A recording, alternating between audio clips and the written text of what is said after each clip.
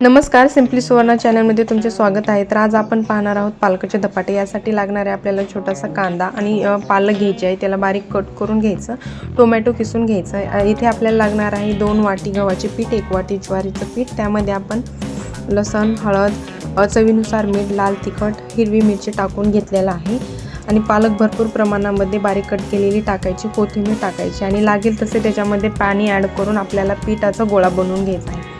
जास्त पीठ नाही, आपल्याला पातळ नाही बनवायचं। तुम्ही टेक्स्चर पाहू शकता की असं पीठ आपलं बनवून झालेलं आहे।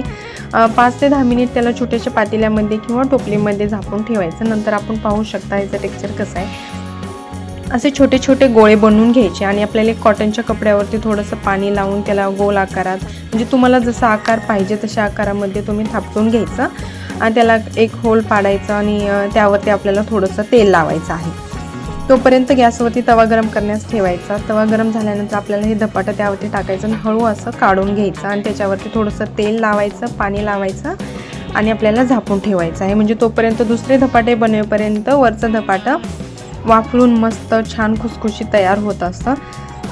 तुम्ही पाहू शकता। नंतर आपण परतून घेतलेला आहे, कसं खमंग आणि त्याला रेडिश असा कलर आलेला आहे, तर छान टेस्टी बनतं आपलं धपाटं। तर अशा प्रकारची आपली आज रेसिपी होती। जर तुम्ही माझ्या चॅनलवर नवीन असाल तर नक्की माझ्या चॅनलला सबस्क्राईब करा, तुमचा सपोर्ट असू द्या। असेच व्हिडिओ मी घेऊन जाईन।